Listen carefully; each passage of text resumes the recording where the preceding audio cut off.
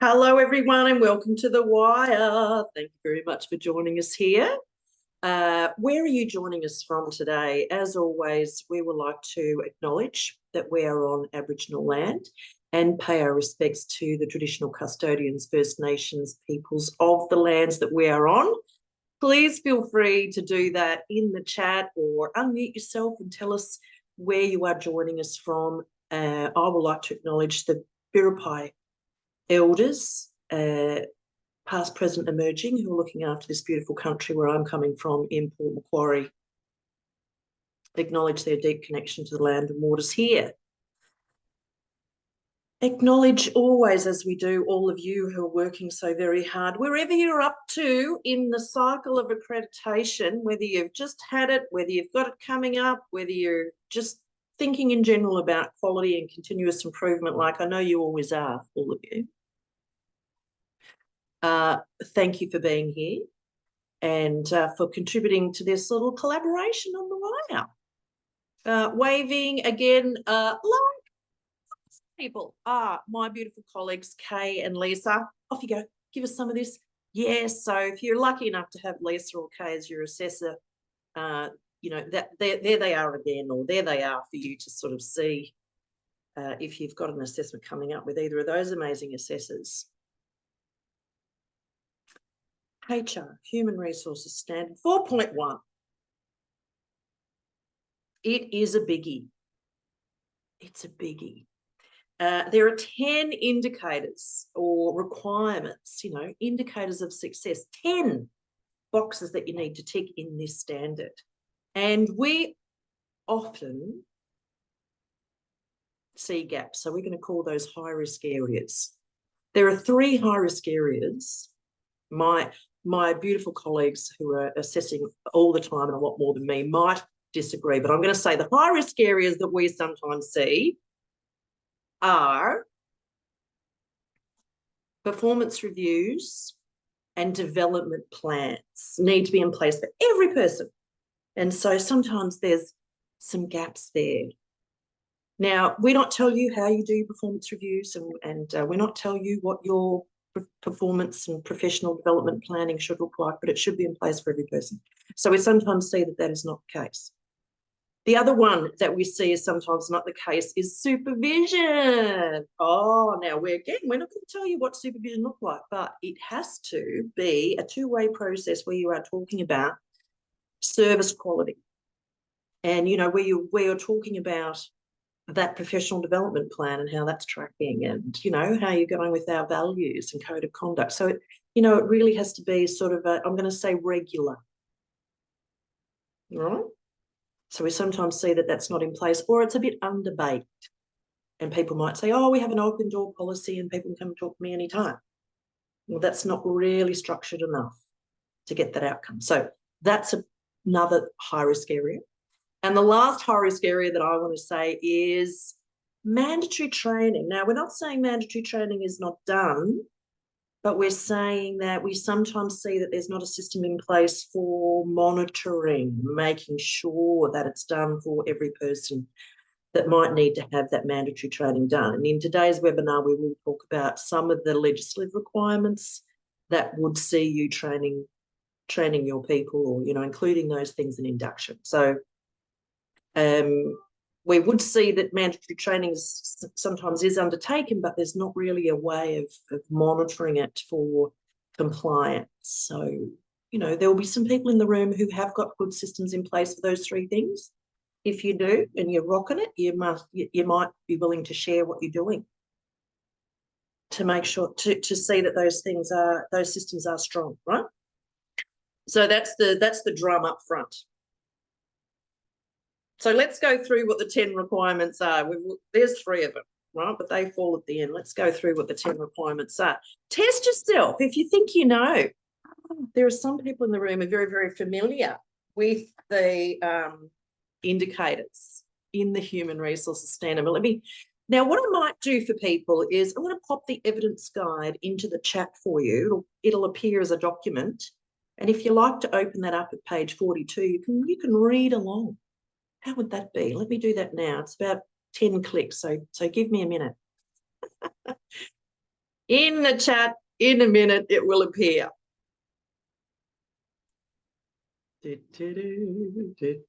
There's some waiting music for you. All right. Evidence guide. There it is. There it is. And if you, when you see it appear there, you click on that, and you could open that document at page 42. You don't have to. You can just listen. You don't have to.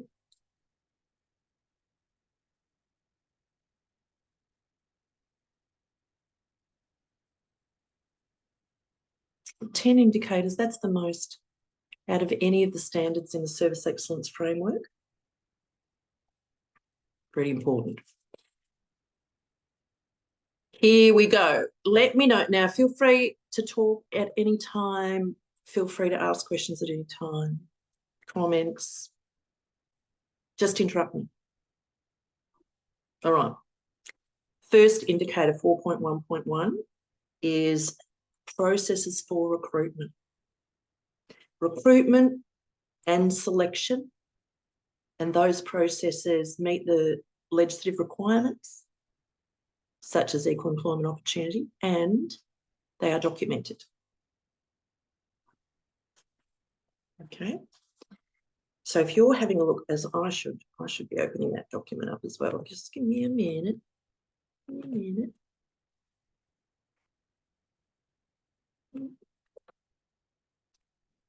Oh, I might open it up from there.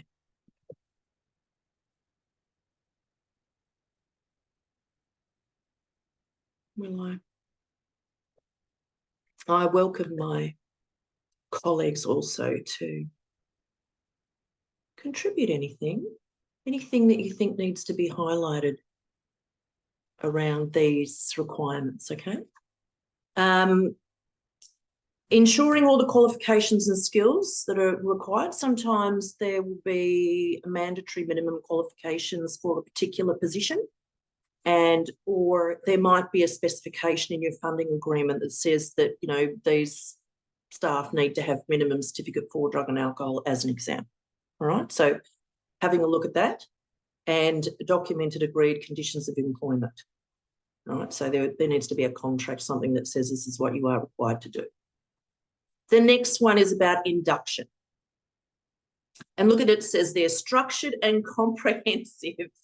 All right, so we would need to see an induction checklist, and we would need to see that all of the very important information that staff would need to have to be effective on the job, but also safe on the job, are included in there. And there's a bit of a look, there's even those dot points there. They are things that need to be included in your induction. All right, so includes an org chart, identifies roles and delegations and reporting relationships. I've got a really good checklist for you from the Fair Work Ombudsman to share as a resource today, which if you followed it as a checklist would help you to develop your own quite a comprehensive one. So that's a helpful tool that we're giving you, or, you know, that we're sharing with you today. Number 3 is that there must be documented role descriptions for every person. Now, this means every staff member and every volunteer. And we often see really good practice here where there are role descriptions for board members or committee members. No, because what is a job description at the end of the day? It tells people the parameters or the scope of their role in the organisation, sort of where it starts and finishes. And for volunteers, where the scope of their role finishes is often very important. Right? So scope of your role does not include, you know, driving people home and all that sort of thing that might be a risk or a concern for you. You know, that sort of thing needs to be quite explicit. And that it's subject to regular review to ensure that it reflects the current requirements of the role. Right, so a good time to review a job description is when? People in the audience today, when would you be reviewing a job description, do you think? I can think of 2 times that would be good.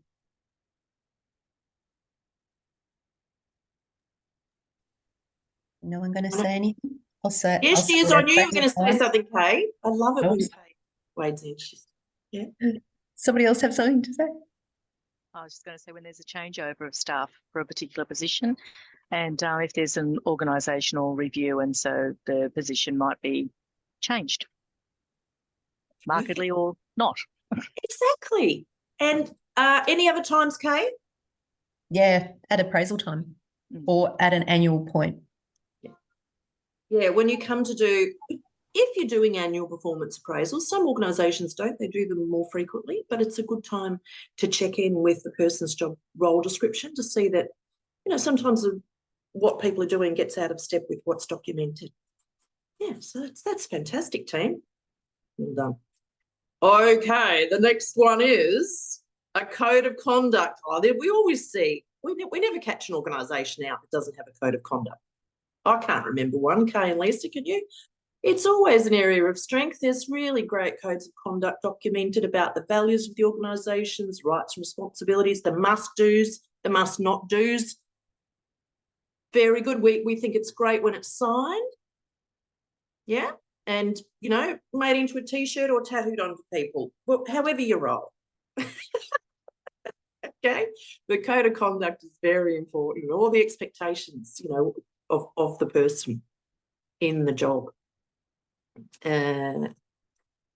Never any issues there with that one. The next one is the rights of staff and volunteers are clearly defined, communicated and respected. And so we would generally, we get evidence of this, not only when we do a review of your human resources, sort of personnel files, but we always ask the staff this question. We always say, do you feel your rights are communicated and respected here? And they'll say, oh, yes, yes, yes. And then we'll say, tell us how that happens. You know, so they'll say, oh, you know, we have a contract and, you know, we get information given to us at induction and we have the HR person we can go and talk to, or, you know, those sorts of things. We have a right to have this particular training. Yeah, those sorts of things. All right. Not only that, but staff should feel they have a right to give feedback. They have a right to engage in a two-way process about, you know, things that they think could be improved or that, you know, not feeling right for them in the role. So, you know, if we would ask a question like, do you feel comfortable to give feedback? What are your mechanisms for giving feedback? And how is it actioned? And those questions often, you know, sometimes they can reveal an issue where people might say, oh, you don't say anything here, nothing ever happens. They don't listen. You know, that's the sort of thing that can sometimes come out of that interview with staff. So it's an indicator. It's an indicator that there's a bit of an issue there with the rights of staff to be able to have a voice.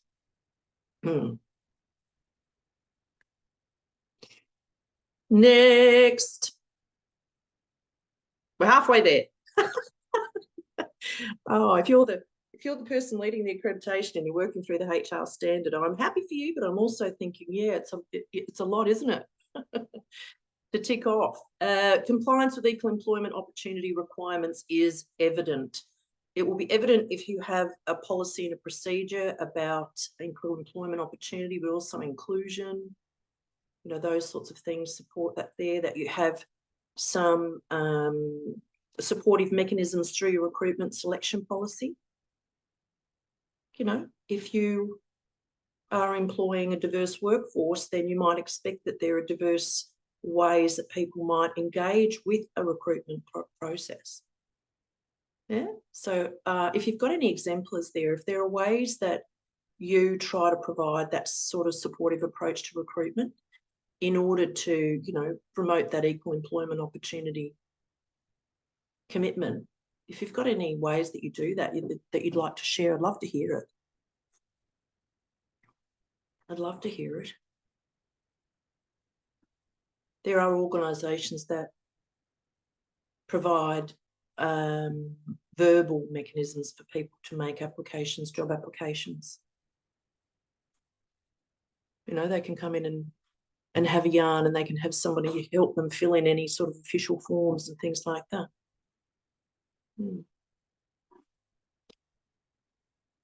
Number 7 here, you facilitating flexible work practices. This is often an area of strength that we see when we interview staff teams. We say, is this a flexible workplace? And they say yes. We say, tell us the sorts of flexible workplace arrangements that you can talk to your manager about. And there's often a really good range, everything from working from home to cultural leave. What other sorts of things, Lisa and Kay, do you see there in terms of workplace flexibility? Bring your pet to work day. That's my favorite day. Study I've leave seen- is a big one. What was that, Lisa? Study leave. Study leave, yeah. I've Yeah. seen family in the workplace policies, like Mm. when they Family can do- in the workplace.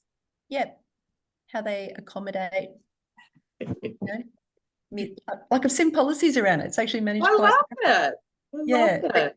you know, like childcare gets cancelled or something like that. So how they manage that in their workplace, like what's acceptable and what's not. Yeah, it is. It's a thing, isn't it? Particularly given people working a little bit more from home these days. So are you working, and if you have childcare responsibilities at the same time, how's that managed? Mm. And that's where those working from home agreements come in that we see a lot.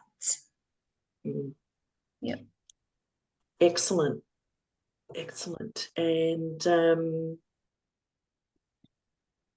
yeah, some workplaces have in their employment contract that flexibility of start and finish times between a certain sort of parameter. Do you know what I mean? Like, oh, you can start any time between sort of, 7:30 and 9:30 and finish any time between this and this. And it really does help people that have caring responsibilities, drop off, pick up for school and things like that. So it's family friendly. That's what it means. Actually have some policies around it. Yeah. Time in lieu as well. Hmm, Time in lieu policies. good one. Mm. Thanks. Flexible workplace. Yeah, there's always lots of strengths in that area. Okay, so 8, 9, and 10 here, we've talked a little bit about a performance review and development plan is in place to assist staff to meet personal and organisational objectives. All right, so it does have to be a structured conversation that helps to identify the needs for the organisation, but also the needs for the staff member. Right, so we are looking for there to be some sort of review process, and that there is a personal and professional development plan in place. That means it's documented, and that means it's implemented. So it's not just, we fill it in then and then we look at it 12 months later. All right, so it should identify the training that staff want to undertake to develop themselves professionally, how that's going to be undertaken, who's going to be responsible for making that happen, that sort of thing. All right, so sometimes we see that's an area that's a bit, not that it doesn't happen, it's just a bit underdeveloped for it to be effective, yeah? So that's worth doing an audit on before your assessor comes. Mm-hmm. Can I make a comment on that? Lovely. A lot of organisations I've been to struggle a bit with creative thinking around professional development. So it becomes a list of training requests. And in organisations where there's like long-standing staff members who, are not aiming to be the manager of the service or whatever, they kind of get a bit stuck about, well, how much more training have I got to do? That sort of thing. So yeah, just that kind of a bit more lateral thought about, whether that person can take a mentoring role in the organisation, backfilling, particularly in organisations where there's, everyone's struggling with staff. So, training people up to backfill for someone else, that sort of thing could all be included in a professional development plan. Good. Stretches. It could link nicely to a succession plan as well, couldn't it? Exactly. Now, if there's organisations in the room that are very, very small, I realise sometimes we're talking about things that might be happening in larger organisations. So I just want you to know that, if you're very, very small, you would be assessed in the context of the size of your organisation, all right? So, some of these processes you might think, oh, we're a bit small to sort of implement that. But yeah, Kay's point, the valid one there. We're not always looking for a list of all the training you've sent people off to. We're sometimes looking for a range of ways that you develop people, because people learn in a range of ways, don't they? They have their own learning preferences. So taking that into account can be helpful. Yeah, we love it when people think outside the square, don't we, Kate? Because we get all those ideas and we get them in our head, and then we share them around with other people. And the other point, unapologetically. the other point I would stress about that is the plan, not that sort of, well, I just have to ask. And, like I often hear that from team members is, yeah, like they're great. I've only got to ask and I get to go on a training course or whatever. That's not a plan. And that concerns me for the people that don't ask. So yeah, I think, like it really needs a regular review to sit down and discuss it. Yeah. I see lots of professional development plans that are maybe tacked onto the end of a performance review template, and it will say nil, like nothing identified for the whole year. So yeah, that sort of thing, that's what we mean by underdeveloped. Yeah. So it's not so much about your template, it's about that two-way process. It's about having something documented that's structured and coordinated.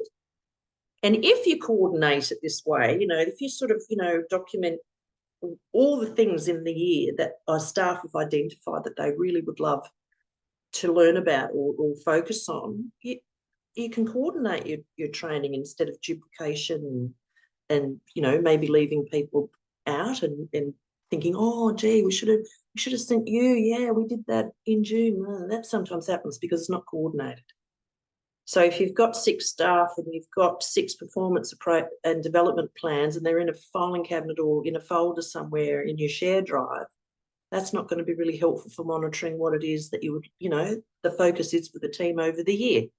So pull them out and put them into something like a, training plan, consolidated. Yeah, that could be, that's not a requirement, but that's just sort of, good practice, isn't it? Coordination. Can I say something again? Am I getting boring? Never, Kate.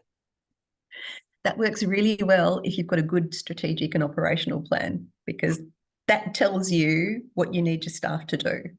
And then you can go, are they equipped to do it? So if you what don't are the skills we need now and what are the skills we need into the future? Yeah. So if you haven't thought about your operational plan clearly, you're going to struggle to say what you want your staff to be able to do. That's all I want to say. Thank you, Kate. Don't ever be worried about offering great thoughts like that, Kate. This is why we're here. Everybody appreciates it, don't they? Not just me. Everybody appreciates it. Everyone can share. Next one is, now, let's read this one. Staff, volunteers and students are supported through direct supervision that monitors service quality. I think there might be a little bit more down there. And effectiveness. Monitoring service quality and effectiveness.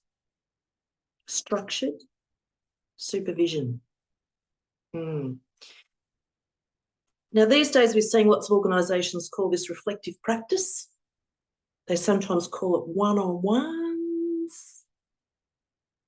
Okay. But it is a check-in. And it's not just, checking in and how you're going, what's happening. It has sort of some prompting questions, and there should be some notes kept, particularly if some of the discussions revolve around performance issues. This will be very important when it comes to any dismissal processes.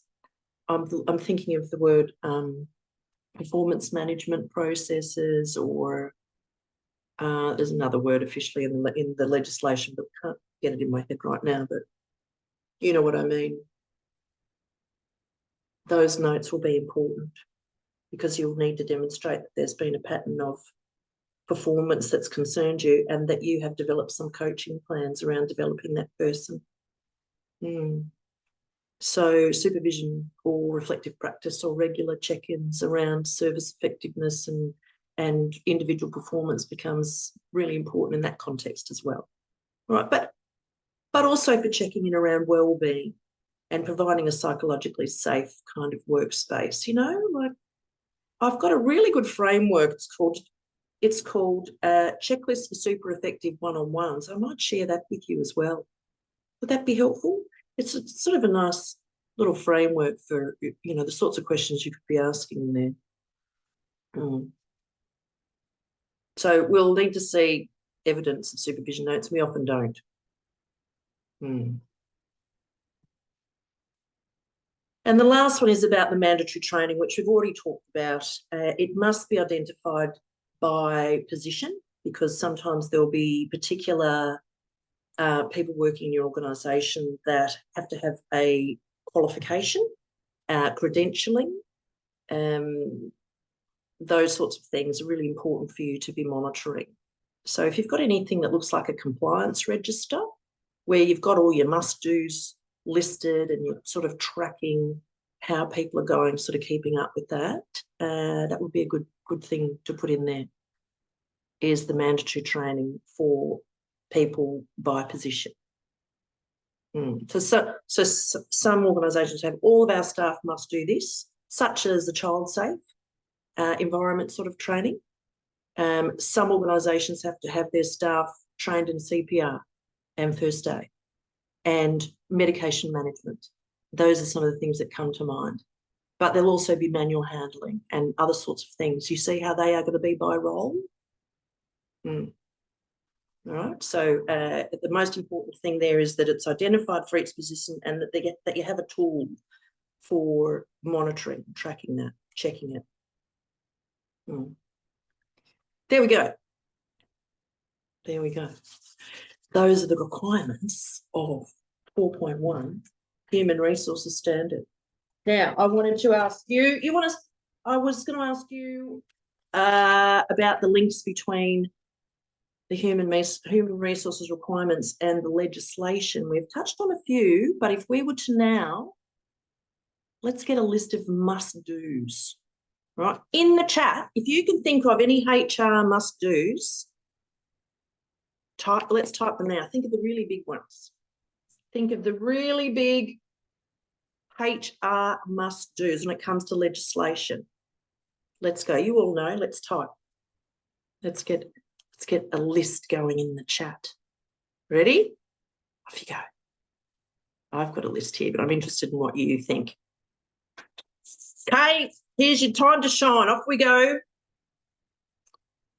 We have got for you, if you do well in this little challenge, we have got for you our employee file audit checklist that we're going to share with you. So we have got a list of all the must-dos, all the things that we need to see, and we are going to give that to you. Some of you have already got it if you've had your assessments, but we're going to give you that employee file checklist, which you can use to do your own internal audit. Yes. So HR must-dos. Typing in the chat. Off we go. What have we got? Or you can talk to me if you can't be bothered typing. And I will read them out.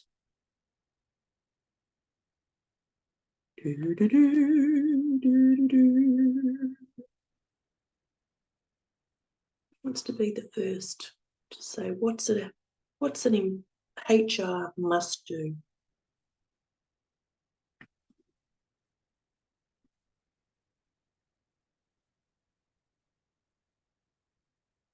Yes, Lisa. The work health and safety policy, right? Must be included in the induction.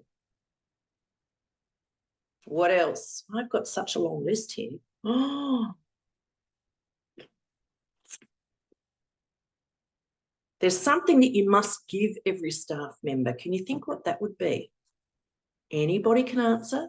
Every staff member must be given one of these. Yes, Kay, the Fair Work Statement. They must be given the Fair Work Statement. What else? HR must-dos, just, things we have to do if we employ someone.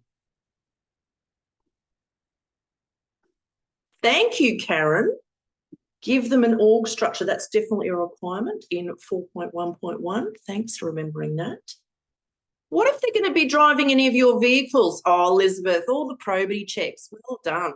So you want to do the screenings, do the police check, do a reference check. That's a great one, Elizabeth from Yachts. Thanks for that. What else? What else?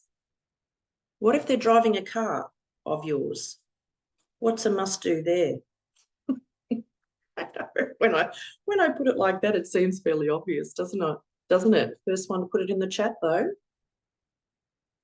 There we go. A driver's license. Well done.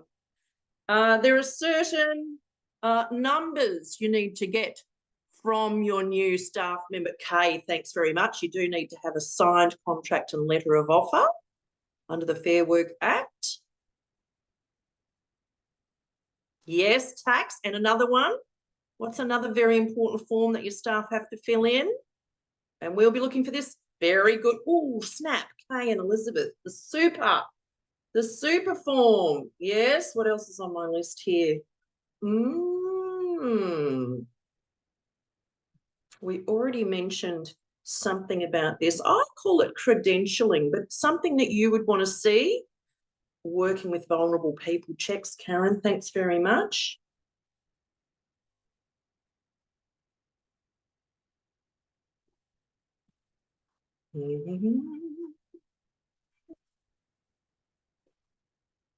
Yeah, you would need to see, if anybody comes to you and says, oh, yes, I'm a qualified counsellor, what would you want to see? Exactly. There we go, the qualifications.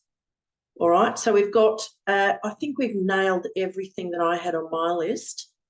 Did we have the child safe screening and training for mandatory reporters? That was another one that has to be there.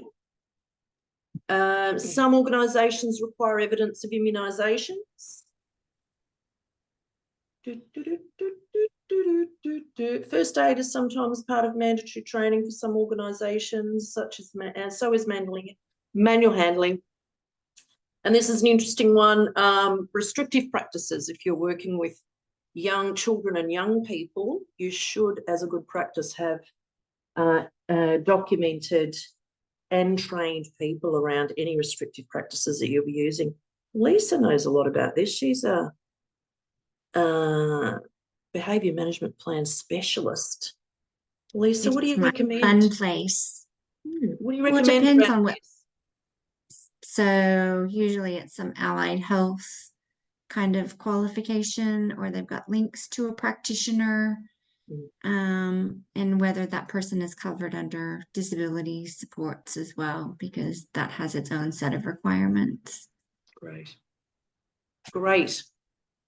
And Karen's just put a good one in there. They need to be told about how much they're getting paid and when they're getting paid. That's right. Oh, that's a great list. All right, you've earned the audit checklist that we use. That covers off on all of those must-dos, so you can use that to check your HR files before your assessor comes along. And you can add anything else additionally that you like to train people in. So you might have in your organisation as mandatory training some cultural awareness or respect training. You might have trauma-informed practice as part of your mandatory training. Go over and above. Yeah. So that'll tell you all the things that you need to document and therefore need to show us when we come along.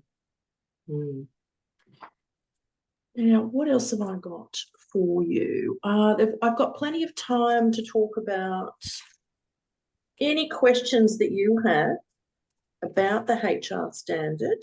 Just want to check that I've covered off on everything that I wanted to share with you.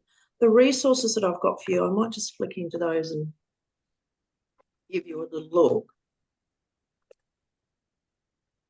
And those of you who have, been awarded your accreditation and have found some really great ways of developing your systems around HR, please be feeling free to share.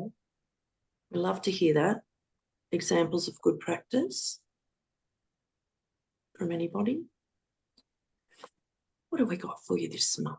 We have got, I found a really lovely example of equal employment opportunity policy. It's an oldie but a goodie, and it was donated to us by Wesley, which is a community service organisation, and they call it their socially inclusive organisation and employment policy. So they've thought about ways of bringing social inclusion into their employment practice.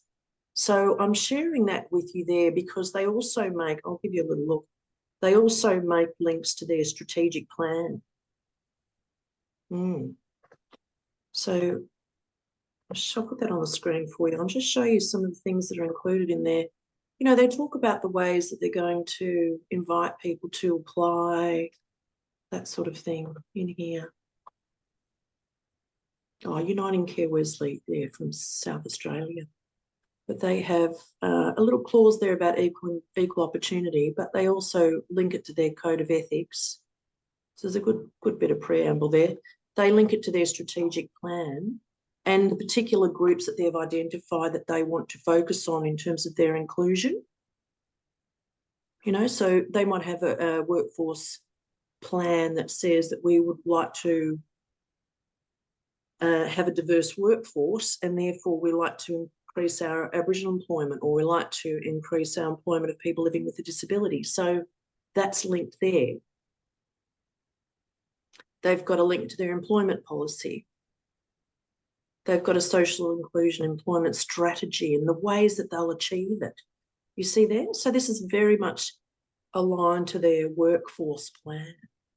So they're going to things like this, practical ways to target members of that diversity group, identifying and addressing the key barriers to employment in that particular diversity group, encouraging partnerships, a specific manager to collate information from exit surveys around those target groups.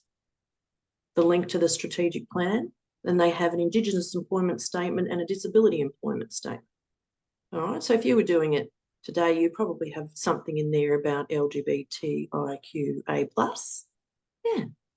as well. All right, so that's something we'll happily share with you as a bit of a starting point. The other thing that I've got in there is, as I said, the Fair Work template, the induction checklist there. So if you were thinking of reviewing your induction checklist to ensure that it was compliant with the Fair Work Act, you could have a look at this, which we'll include in the folder. So prior to them starting work, on or about the first day, I think the next bit is, on the first day or soon after. All right, so there's a lot of the must-dos there to include completed a work health and safety induction. That will look different for every organisation, but it should be all of the high-risk areas, particularly that person will be working in, should be, front and centre in the induction. So if we see things that are missing from the induction, such as infection control, other things that might be missing from the induction are, inclusion. That's often important for an organisation. Sometimes missing from induction might be like the code of conduct might be missing. And we say, do you talk about that at induction? Do you talk about high-risk activities and how that person can be safe, such as communication, protocols that they might have in place, or, like, you must ring us, if you do a home visit, you must ring us if you're going home from the home visit. We would expect to see those sorts of things included in there. Do they have to fill in any kind of checklist for working from home? social media is often a high risk area for an organisation, so they should be introduced to the rules around how to, nearly said behave there. Behave when it comes to social media. You know, I'm going to say can't think of it. There we go. Okay, and we recently developed a new document checklist, which has got a hell of a lot of documents that would be important in the HR standard. I'll give you a little look at that, a little preview. It's called the ACES Key Documents Checklist.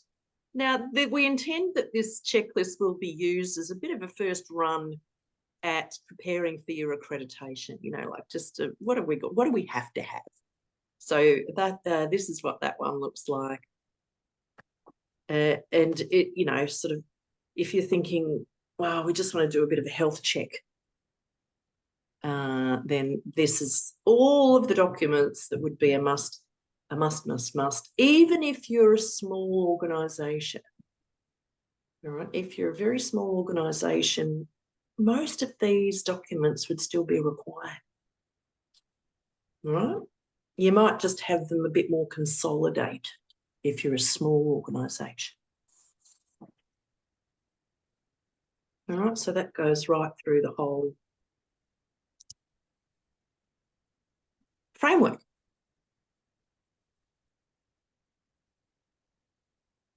All right. Questions, comments, let's go. Anything worrying anybody or anything that you want to share with anyone that's working really well?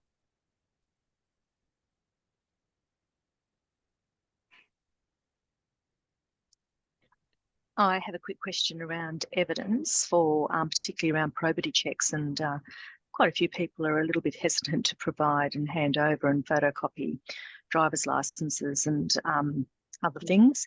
And so I'm just wondering whether it's sufficient to have the details, perhaps number and date of expiry, on record rather than the actual copied document, certified or otherwise. Would that still cut it? Yeah. Okay. Yeah. Thank you. I feel strongly about keeping people's personal information. If you keep it, if you take it, you have to look after it. So if you're taking people's personal and potentially sensitive information, we will look to how you are protecting it. And, you know, that should be robust. So I'm in favour of keeping the bare minimum and citing it and having a person in your organisation who, you know, you trust, who can cite it. And the expiry date's the important part that you want to monitor for compliance. So just keep the expiry date there so that you can sort of keep track of where people are at. Same with police checks. Some organisations will have to keep an actual copy of a working with children check. So just be aware that that's that little certificate that you get. In most cases, you do have to sometimes supply that to another party. So I would just say that's one I think you need to get. So at Highwire, we all have to have our working with children check, and we are required to supply the actual certificate to the Service Excellence Office. So it wouldn't be sufficient for me just to cite it. We need to have it. Thanks. You.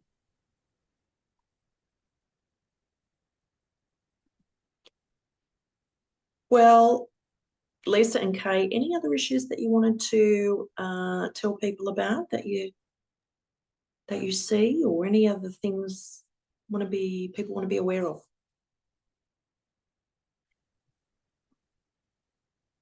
I would comment on HR platforms that are being used for rolling out recruitment and holding a lot of employee information.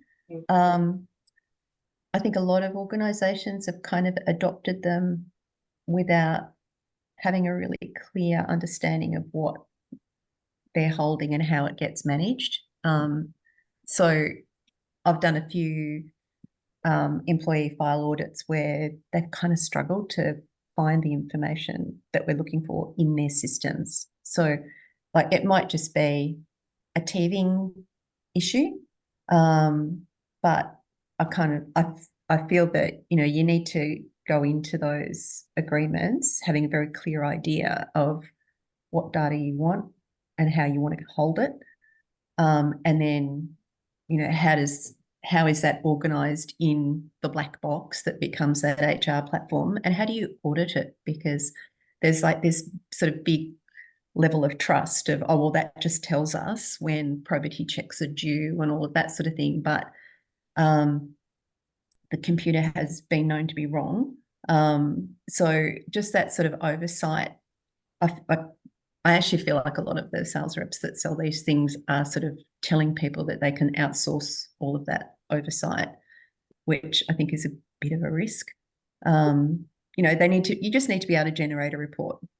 It's in a lot of cases, it's like, I just want to see that, you know, once a year, twice a year or something like that. I need to be able to, this system to spit out a report that tells me that all of this is done. So, yeah, I just wanted to say that, as I feel like it's a little bit of a risk, and sometimes the smaller organisations that are still handling it all in pieces of paper have actually got a better handle on what information they've got on their staff than organisations that have taken on the big, you know, pay-for-service platforms.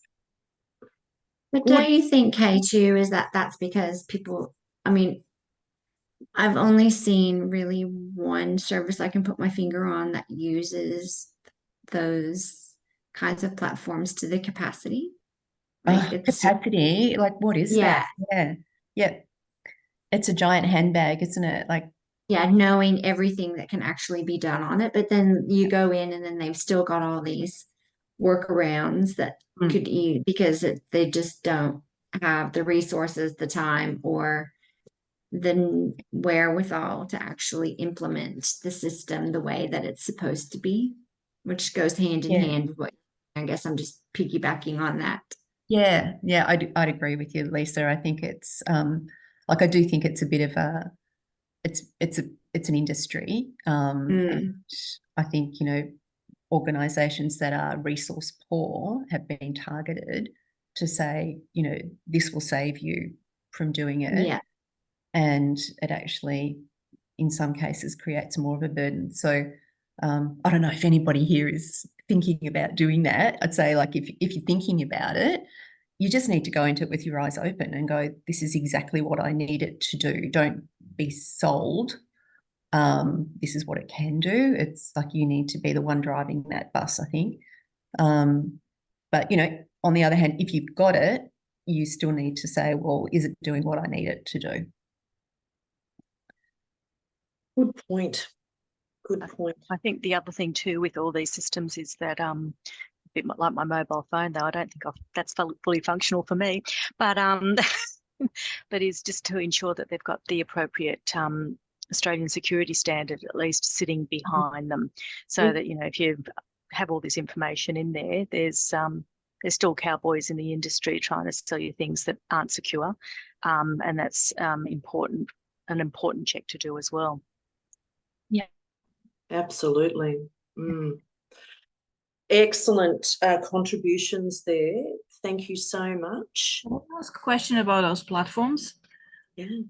Do you guys have any recommendation which platforms are best or safest? Well, I've seen a lot of organisations using Employment Hero, and I think it can do all the things that an organisation, and you get to a size and you have economies of scale, and so the tipping point you decide, but organisations go over into, oh my goodness, you know, we actually need to have some systemised sort of help with these HR processes. And if it's implemented properly, I think that is a good tool. I hear that it's a good tool. Danella's at Tamworth Family Support Services. They're a large organisation. Danella, are you able to share anything with Natasha about whether you're using any sort of software to help you? Sorry to put you on the spot, Danella. Are you? Before she prepares the answer, we're using Employment Hero at Karma. Yeah. I'm familiar with that. And yes, it does work for us, but there's certain things that we are not really happy with. Yeah. I think I share the same views. While I use Employment Hero for aspects of my role that I need, we have HR officer that uses it, and also finance, because it syncs with our other systems. So it has the capability to do quite a bit, but I think it's around that what was mentioned before about having a full understanding of that capability and getting the best out of that handbag, Kay. Yeah. So yeah. So Deciding which pockets you want to use, Danella. Exactly. So I think it's around that training, making sure the people that are utilising it have full knowledge of the system and how to get the best out of it. And we have noticed there's some things around reporting or generating reports through Employment Hero that are not a function that they offer. So, you know, and I know that we send requests to them, they try to operate and improve that functionality for us, but so far there are things that still we would like to see that we can't get out of the platform. So you have to do a little double handling, or you have to do double handling. Yeah. So we found that I've got Al here with me. She's she's popped in. So we do a 360-degree survey annually, and we also do a cultural survey annually, and we started that probably, I don't know, 3-4 years ago, and to find that really when we put the survey onto Employment Hero, that part of it was, I guess, the easy process, but then it was around getting that the outcomes of the survey or the data in a way that was easy to manage. So Al actually downloaded it all and put it into an Excel sheet. So it was double handling. It wasn't a simple process of just everybody filling out this the survey anonymously, if you like, and then having it down, having the report there. So it was quite time consuming. It wasn't an efficient use of resource time. Yeah. So. But the system would claim that it can do that for you. I mean, people who are sort of selling you a system, they'll say, oh, you'll be able to do this and you'll be able to do that. And yeah, so I'll let Al speak to that, I guess. I guess other parts of the reporting functionality are really quite graphic. So they'll give you a pie graph or, you know, a spreadsheet with numbers and stuff. So it's really easy to see, you know, how many staff you have at the moment, how many part-time, how many full-time, all of that stuff. That just pops up because that is something that is not unique to one organisation. It goes across all of their organisations. So they readily generate reports about that because it's easy for them to do and it's wanted by lots of people. The section that Danella's talking about is called custom surveys. So it's where you go in and create your own survey, and they getting the results from that, they don't put the time into, I guess, doing all the pie charts and stuff like that, because it's not something that's going to be needed across multiple organisations. It's only unique to us. So for them, what they've done is allowed you to download all of the data into an Excel spreadsheet, and then you can create your own from that. So it's easy to pull out. It's just then you have to create your own graphs in however you want that to look. okay. Whereas so a tool like SurveyMonkey would do that for you. There are organisations, there are some organisations that don't trust the back end of SurveyMonkey, so they sometimes stay away from it. But well, that's a very interesting conversation to be having, isn't it? To be asking those sorts of questions. And what insights do you want? It's not always just about compliance. Sometimes you want some of those insights, like from a survey, for example. Absolutely. And the thing is, prior to using the platform last year for that, we used SurveyMonkey, which is a lot easier than to download the results from the graphing. And there's still a reporting side of it that is essential from that. It's about, that analysing those results and seeing what they mean, and then getting the feedback from the staff about those and any recommendations that they can make and taking action on those. So, no, but that's just, I guess, part and parcel of ensuring that those results mean something or that we're actioning those. So, you know. Yep, that's right. If we don't know, we can't improve. Yeah. On that note, I want to thank Natasha for that great question, because that generated a really good discussion. And I want you to know that many people do watch the recordings. If you're watching the recordings, hello. It's very nice that people are doing the learning when they would like to do the learning. And thank you very much to the group of people joined us today and for your contributions. I'll let you go. We'll see you in a month. If you've got any topics that you would like us to focus on, if there's anything that you would like to learn more about, I want to say I think that there are some opportunities in the future, it doesn't have to be next month, but to talk about AI and the ways that there might be some little tips and tricks for using AI in our organisations that, could be helpful. Who knows? But I've got someone on my team who's looking into that for us, and we wouldn't mind to share that with you. So there's an example. Can use AI to make any of this accreditation a little bit easier? Possibly. So we'll have a look at that. And anything else that people would like to focus on, just fling me a quick email. We'd love to tailor it for you. All right, everybody wave, because it looks so good. Everybody wave. Marie, are we getting the checklist that you said you will send us?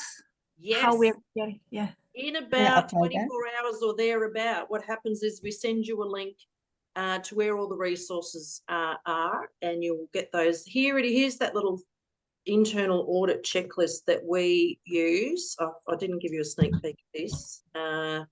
It's not pretty, but it's what we use as auditors when we come in and have a look at your employee files.